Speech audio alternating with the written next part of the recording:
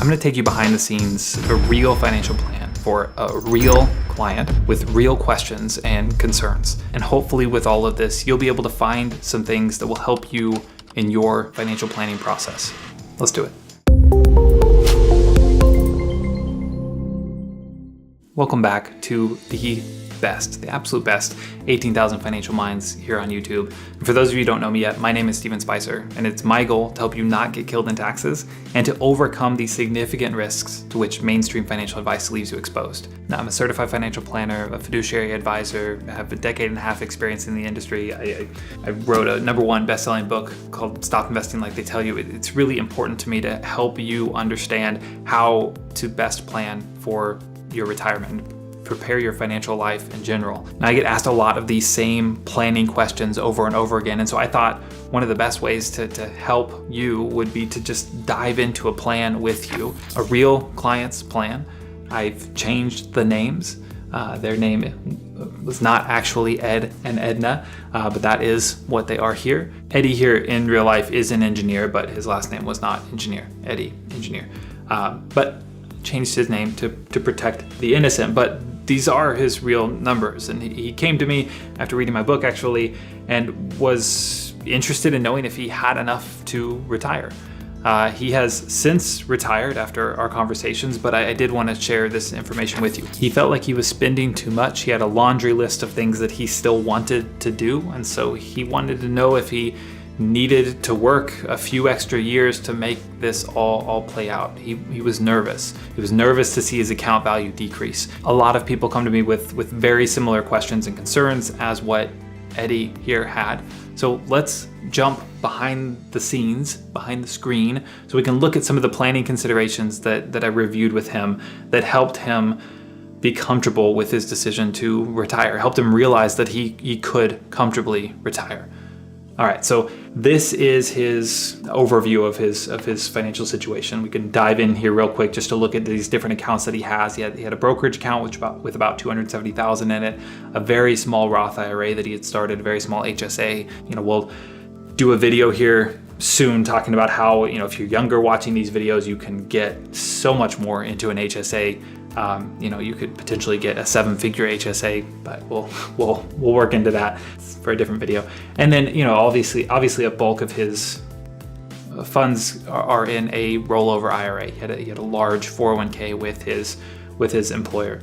A lot of his accounts are in these tax deferred accounts, which creates a problem going into retirement. It's been great to save, but now, Uncle Sam wants his cut. At some point, he's going to run into required minimum distributions. And so, we need a plan for that. He's in his early 60s at this point, so he has some time to plan, but that's, one of the things that he's worried about. So it's on his radar. So once we got everything plugged in, everything that he wanted to accomplish, all of his savings, any other sources of income he had, once we got all that plugged in, we realized that he was able to spend. His spending capacity was more than $14,000, which somehow came in right at where he wanted to spend. But he thought he was spending way too much. He thought for sure his current spending, which was close to $14,000, was going to be over what his spending capacity was, and that he would have to bring it down. And that was the decision that was weighing on him, was could he realistically bring his spending down, or did he need to go back to work?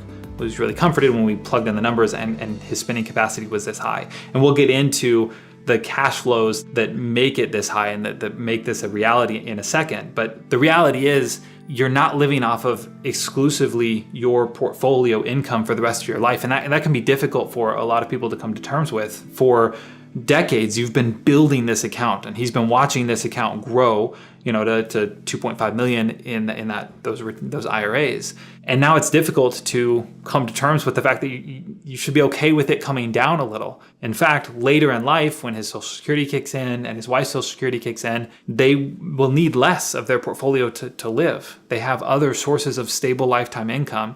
And so it's really today, during his go-go years, right? They talk about the go-go years and then the slow-go years and then the no-go years in retirement, right? You slow down and in the no-go years, you're gonna have some medical expenses. But right now, it's okay to spend a large portion of your retirement savings. This is what it's for, those early years of retirement, for you to be able to enjoy your life, your retirement, right? And so that's what this was giving him permission to do. A big part of the problem with traditional financial plans, and I talk about it in this video, is that they'll give you a percentage of probability of success and say you have a 90% probability of success if you're spending $14,000 a month, or a 70% or 60% or 100%, and that's not really tangible for somebody. And so for you, if you're in this position as this client, and it doesn't matter, you could have twice as much or you could have half as much or whatever it is, wouldn't you like to know that you can spend this amount,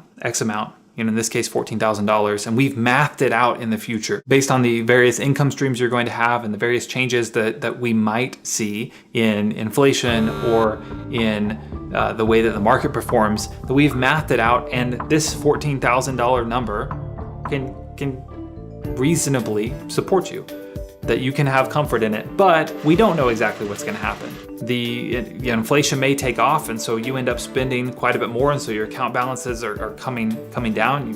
You'll need to adjust. You decide that you want to spend $500,000 on a lake house, right? I mean, I don't know. It's something to bring your portfolio down, and so now we need to adjust. Or the market performs particularly poorly, or in the other direction, right? Things go well, and your account balance, despite the fact that you're spending down on it, increases.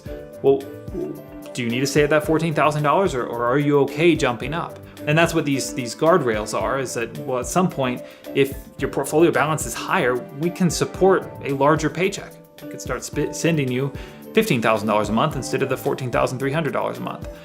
At the same time, on the other side, if it drops below a certain point, we need to make an adjustment. And that's something that we're helping him with, but you could keep an eye on that yourself. Most of the time, when we're reaching out to clients and they've reached this lower guardrail, they've already tightened their belt by more than what we're telling them they need to, right? We've been sending them these $14,300 a month checks, and then we call them and say, hey, you hit that lower guardrail. We had this conversation. This doesn't happen that often, but when it does, we need to cut your paycheck down to this month. They kind of laugh. They say, well, I've actually been only spending about 10,000 of it. I've been saving all the rest because of the way whatever problem has been happening in the market or in the economy. Inflation's been crazy, the market's performed poorly, whatever thing has happened, they've been concerned, and so they've actually tightened their belts more than they needed to.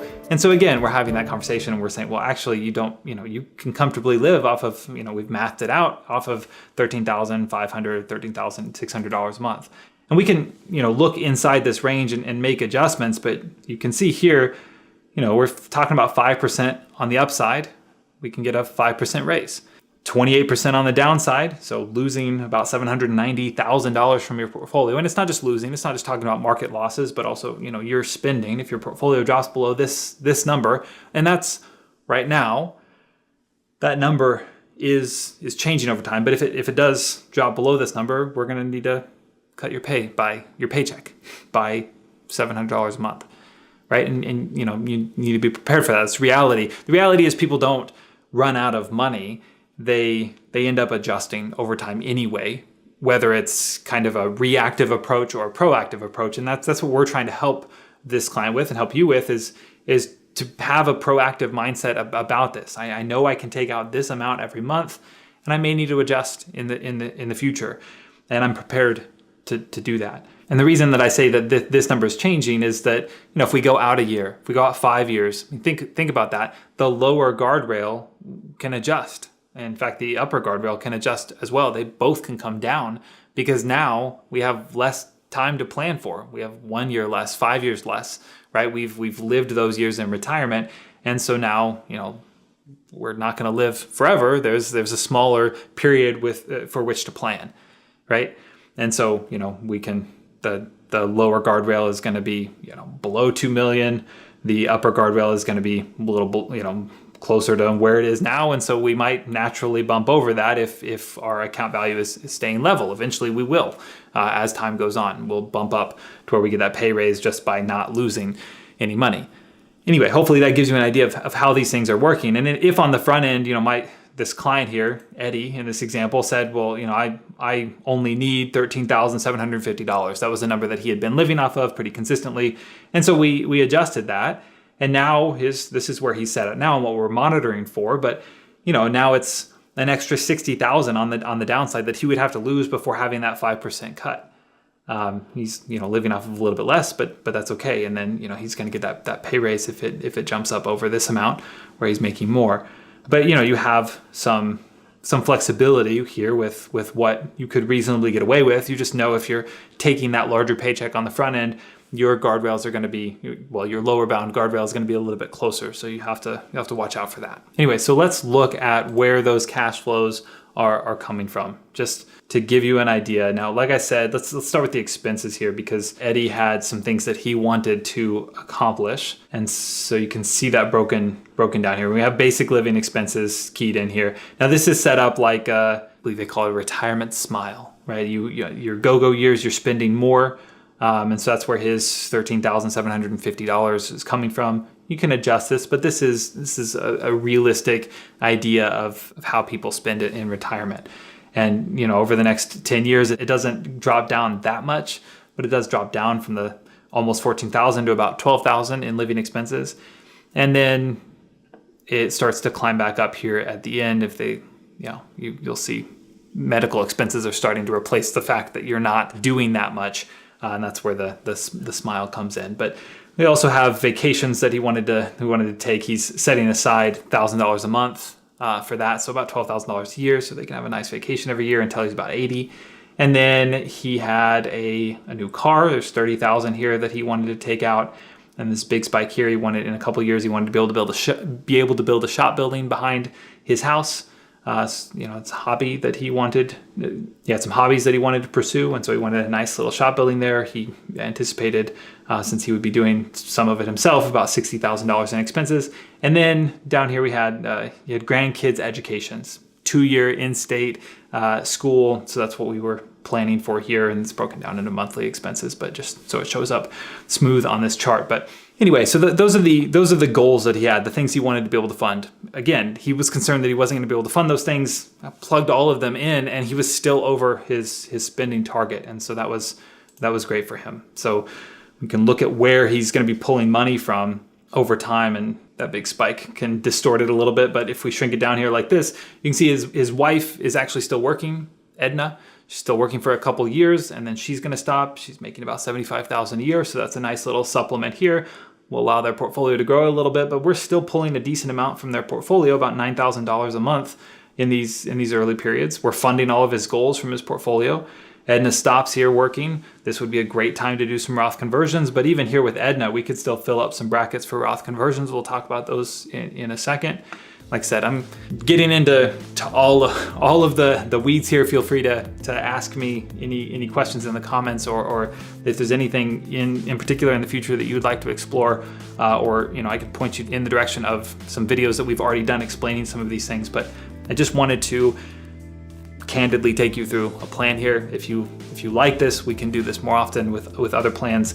If not, hey, this can be the only one, and that's fine. But anyway, so you can see that he's fully funding their life here. And this is the period obviously that he's most concerned about. But that's what we're planning for. He did all of his goals, fully funding, or accomplished all of his goals. He's fully funding his life here from his portfolio. And then they're delaying Social Security until 70. That's a separate conversation we've had. Videos on that as well.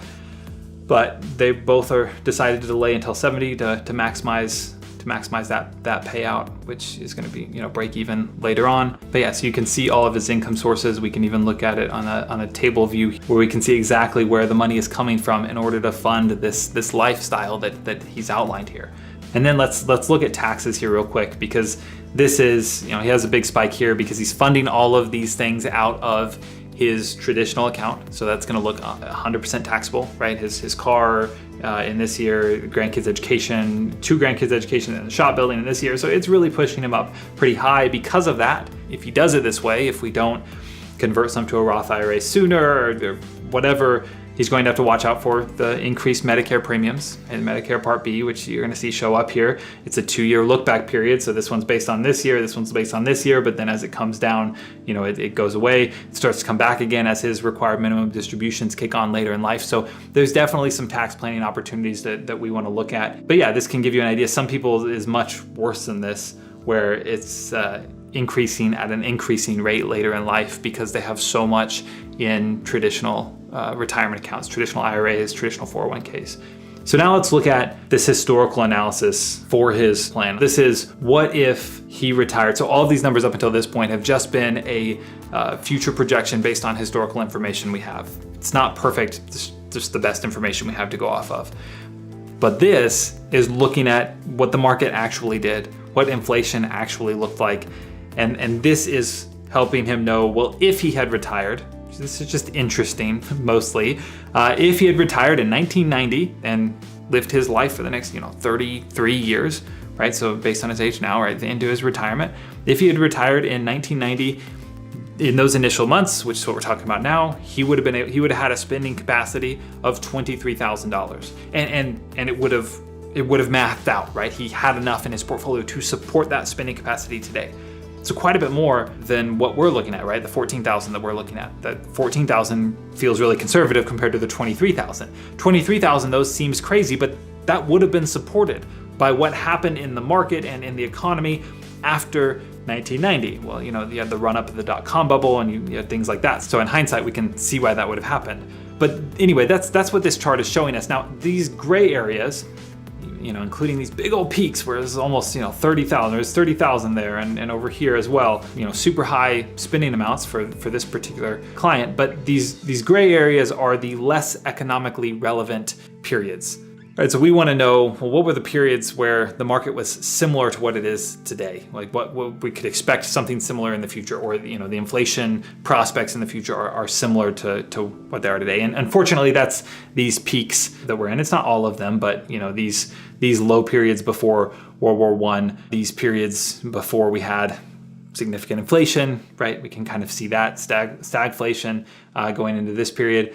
So that's the more economically relevant period where things were similar. And so it's much more reasonable, realistic to project out from that point. So if we had retired here, what would our spending have looked like? What would our spending capacity have been today? And what would we have been able to support in the future, right? Over the next 30 years of their retirement? Well, they could have had $15,000, so a little bit more than what we're looking at, right? In this particular line right here. But you can hover over these troughs just to get an idea of, is that 14,000 conservative? And I mean, you can come all the way over here at the lowest point I think that I see here. Maybe this one's a little bit lower. And yeah, I mean, we're, I think it was 14,800 or so, right? So I mean, maybe it's 14,200. But yeah, so I mean, you can see maybe there's a couple periods where it's just a little bit below that. And he should be able to take some comfort in that, and that his baseline spending capacity that we're projecting for here, and that he knows that because he's been keeping track of his budget, is coming in under 14,000, that this can support that. Now, some of those additional goals, when you add those in, when you total all of that in, put him up here at this higher line where, he would need $17,000 spending capacity to be able to support that if he was pulling it out on a monthly basis. So it's kind of a weird way to think about it. And obviously all of these are coming in below that. And so he does need to pay attention to, well, all of these older ones come in higher, but there may be some other things that are different about that period than today. I would take these as much more economically relevant today. But he'll need to pay attention to how the market is performing, how things are going in the future, before pulling the trigger on that $60,000 shop building, for example. And that's something that we'll monitor with him before he makes that decision. But that's something you should keep in mind going forward, in that those big purchases can affect your spending capacity going forward. Also, I'm going to show you some things that we did with him that actually boosted his spending capacity well over this green line.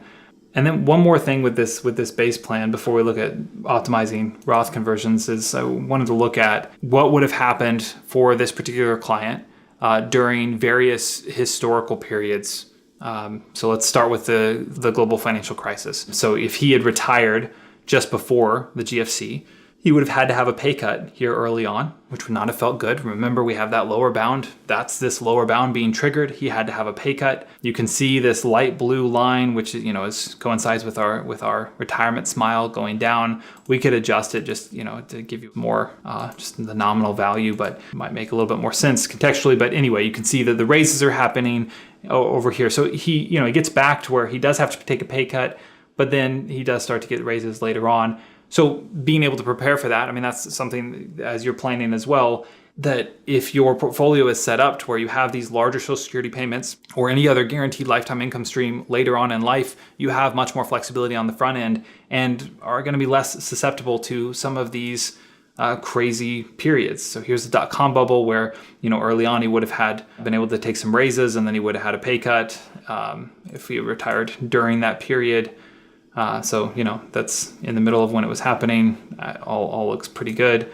During stagflation, right? If he had retired before that period, which I think, that's one that I would be particularly concerned about right now because that's what it looks like going forward. But he would have had some cuts here and that would have hurt. That would hurt in the middle of retirement. But it wouldn't have been the end of the world, right? And again, this is why we're running through this so that you can be prepared for these types of changes. You can see the war raises, declines, cuts, right? This was going into stagflation here, right? So, there was the original plan right there. So you're getting these cuts back down to where the original plan was. If you retired during this post-war decade, you have a lot here during the stagflation period where it's coming down. Great Depression period, same thing. You can get an idea that, this is what we're doing. This is why we're making these adjustments, because when we make these adjustments along the way, we're able to stick closer to that original plan. It's not going to be exactly that original plan. You're going to get moved around. Sometimes you're going to be a little under, but the idea is hopefully you're close to that original plan line, and ideally you're over it. And I think that in experience during good times, not all these terrible times that we just looked at, that's what clients are realizing.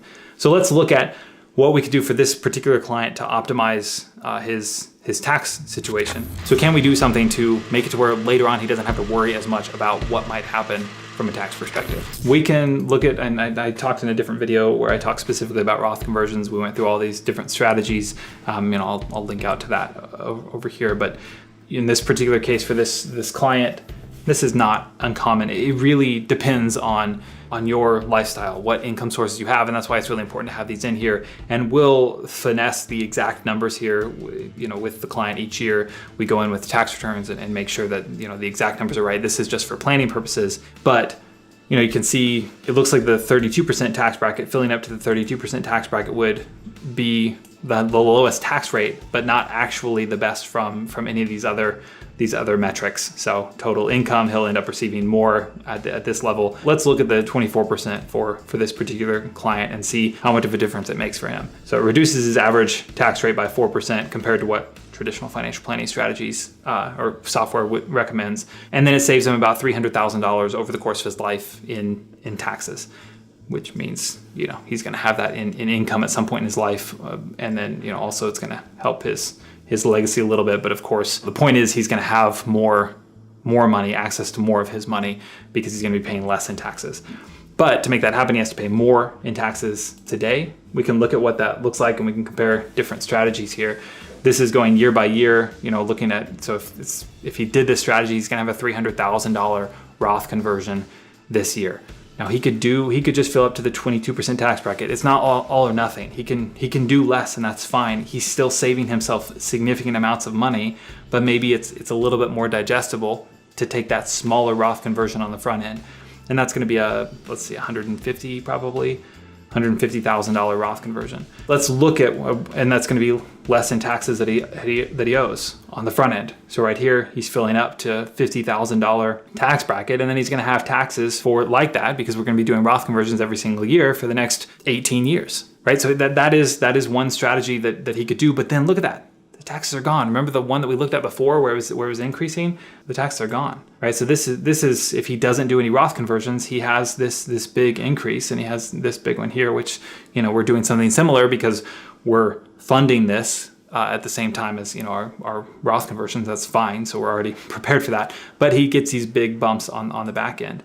Whereas if with that 22% strategy, he's taking it for about 18 years and then he has no tax burden on the back end. That's not the case for everybody, but for him, that sounds great. And then for the 24% tax bracket, if he fills up to there, right? Remember, $300,000 Roth conversions each year for the next several years, his taxes went from about $60,000 up to, double that over here, right? $120,000, which means he's going to hit a higher Medicare Part B premiums, and Part D, right? The Medicare IRMA is going to kick in, and then it has that 2-year look back period. So it's going to stay on here for a couple years, even after we finish the Roth conversions. But we're factoring that in. We're considering that a tax, even though it's not technically a tax. And it masks out where he's in a better position if he does it this way than otherwise. And then he has no taxes on the back end, right? And that's great. And even if he does, I don't care if he does the 24% or the 22%, and it's what he wants, not what I want. But what I really love about this, for me, what's really appealing to this about this strategy would be this tax-free balance that he has here, right? If he and his wife decide that they want to buy a lake house, $800,000 lake house in 15 years, that they, something they've always wanted, and their accounts have been doing fine, and we run the numbers and their spending capacity, sure, it's going to drop, but it's still going to be fine for them. They can buy it, and they can buy it with tax-free money. How cool is that? Right? They don't have to worry about, well, if I'm pulling, if with the normal strategy, if I'm pulling out $800,000 out of this tax deferred account, his IRAs, which is going to be this light gray, right? That's most of his money here. How much is that going to affect his tax bracket? Significantly. He'll probably want to consider a loan, which would be the advisable thing there mathematically, from a planning perspective, because, then he's going to have to pull out less, which is going to hit him with less taxes. But how much cooler would it be if he didn't have to have a loan and he got all of that tax-free? That'd be great. You can look at the difference with if he did the 22% conversions, same thing, that's fine. If he wanted the lower tax hit and just extend it out longer, he's still building up this tax-free account. That's appealing in a lot of ways. For personal planning, yes, great. That's what I want. That's great. But also, if you think about when you do pass away, what's going to your heirs?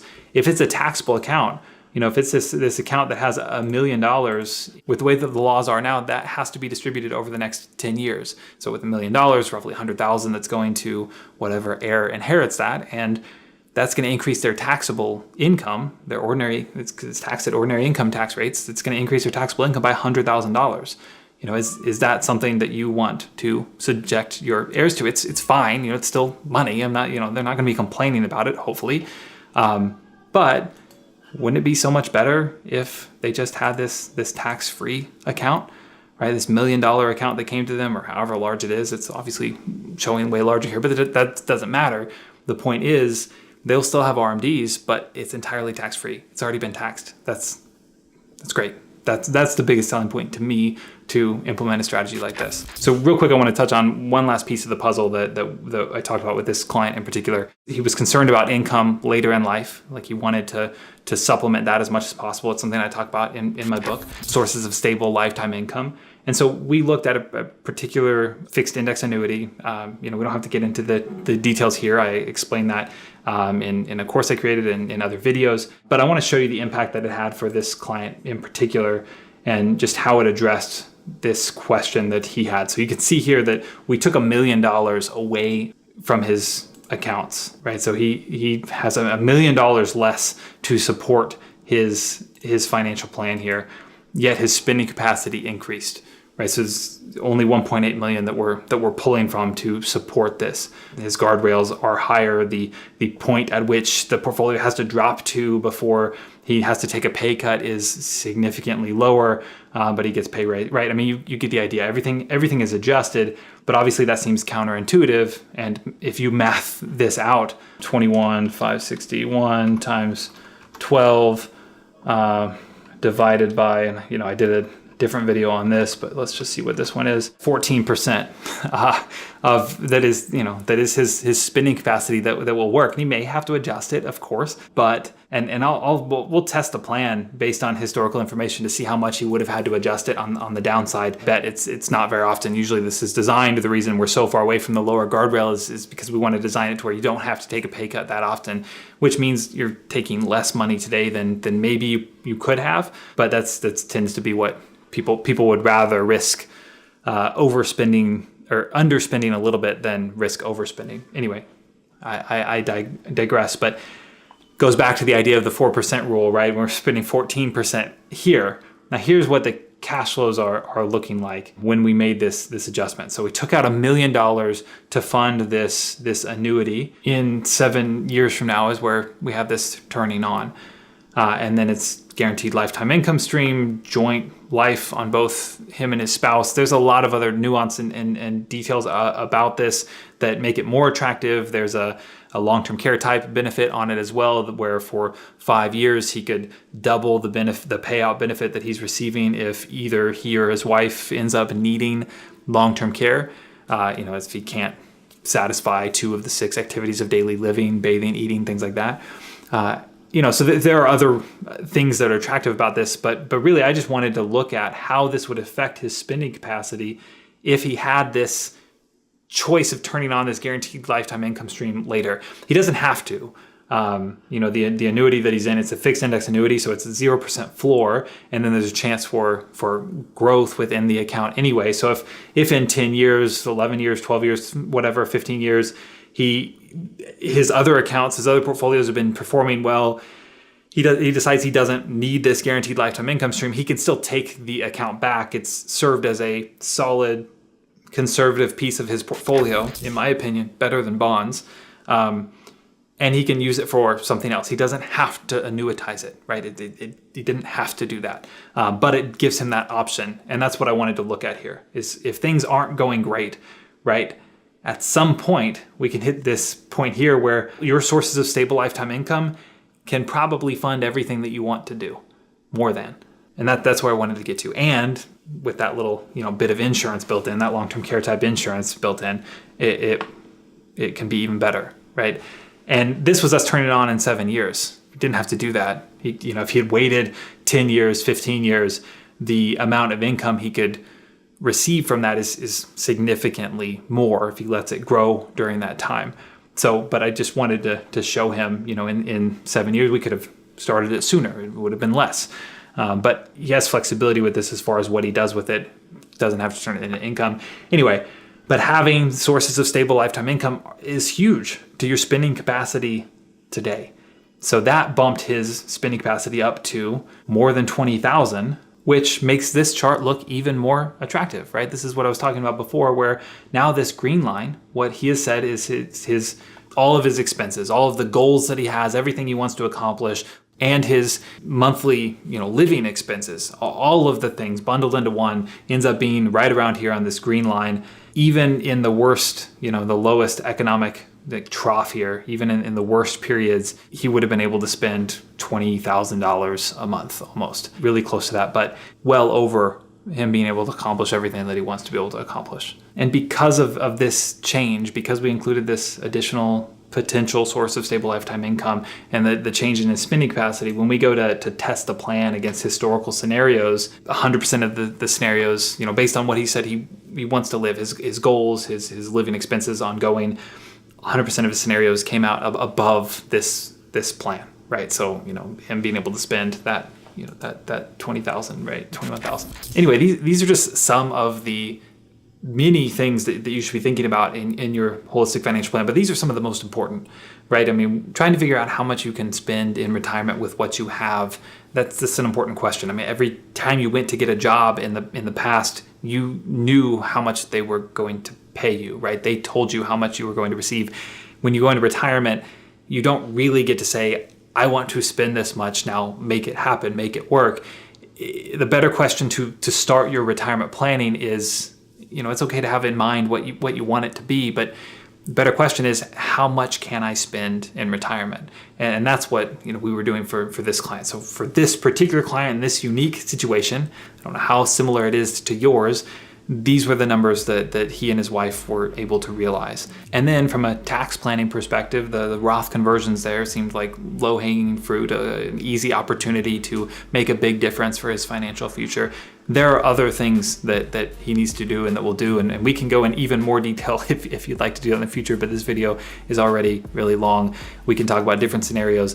Let me know in the comments what you would like to explore further, if you would like more videos like this, if you have very specific scenarios that you want to look into, different amounts of money, different hypotheticals that you would like to explore, I'd be happy to do that. I'd love to hear from you.